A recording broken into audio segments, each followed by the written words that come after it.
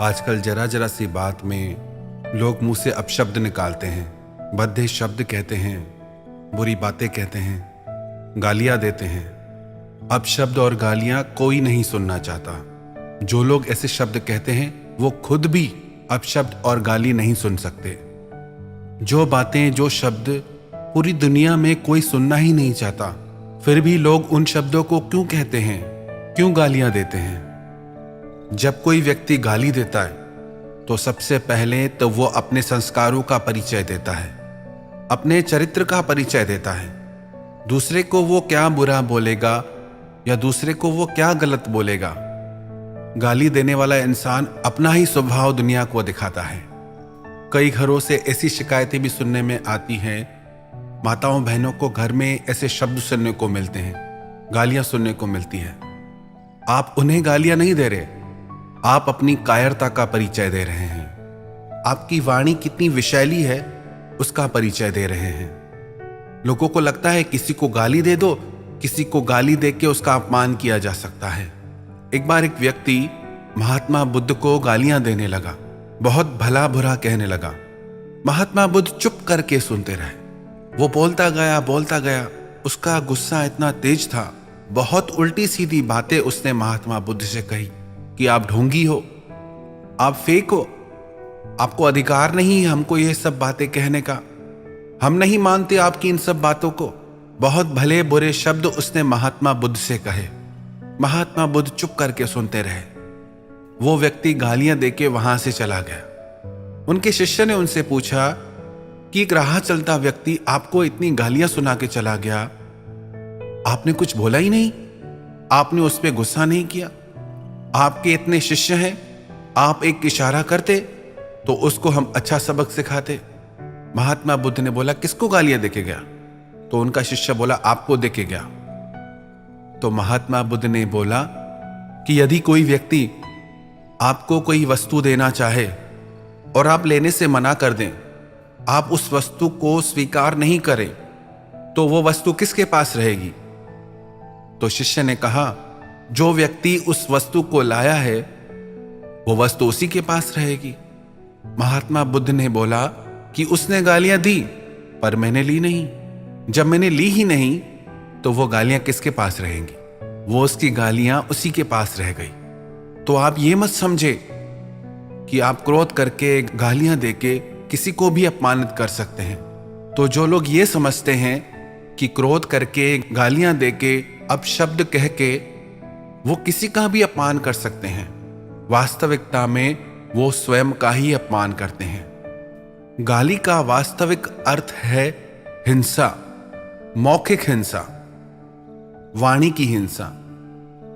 आपकी जिस भी क्रिया से किसी के शरीर और मन को चोट पहुंचे, आपकी वह क्रिया हिंसा कहलाती है। जरूरी नहीं मारपीट के द्वारा की गई क्रिया को ही हिंसा कहा जाता है। जो व्यक्ति अपनी वाणी से अति कठोर और अभद्र अपशब्द बोलता है, वह व्यक्ति भी हिंसा ही करता है।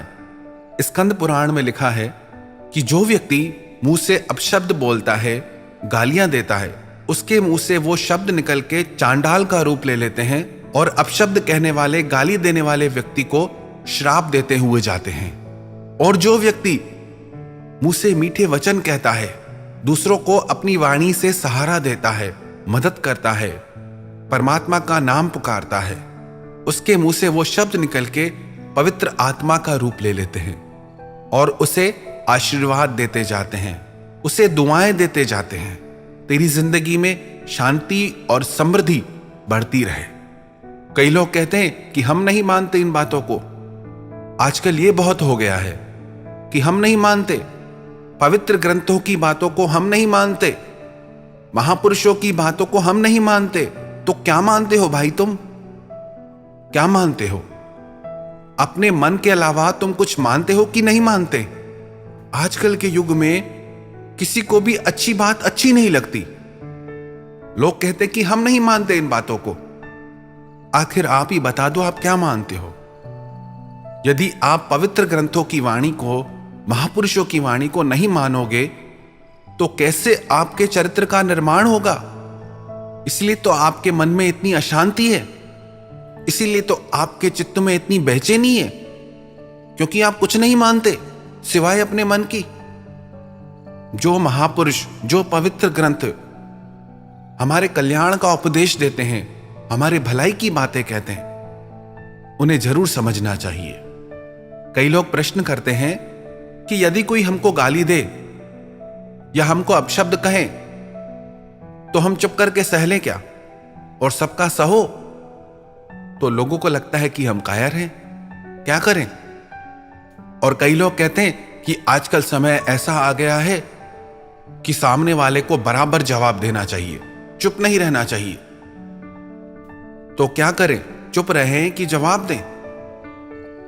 हम ना चुप रहने के पक्ष में हैं, ना विरोध करने के पक्ष में हैं। हम विवेक के पक्ष में हैं, समझ के पक्ष में हैं। हर परिस्थिति में आप एक जैसा निर्णय नहीं ले सकते। क्या एक ही साइज का कुर्ता आप हर इंसान को पहना सकते हैं? वही कुर्ता बच्चे को भी पहना दो, जवान को भी पहना दो, स्त्री को भी पहना दो, पुरुष को भी पहना दो। जैसे हर व्यक्ति की साइज के वस्त्र अलग अलग हैं, ऐसे ही आपकी जिंदगी है।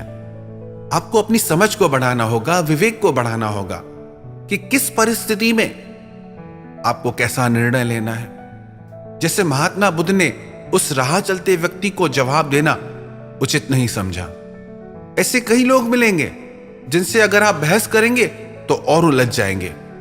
पर ऐसे कई लोग होंगे हमारी जिंदगी में जहां अगर आप चुप रहे तो भी बात बिगड़ जाएगी।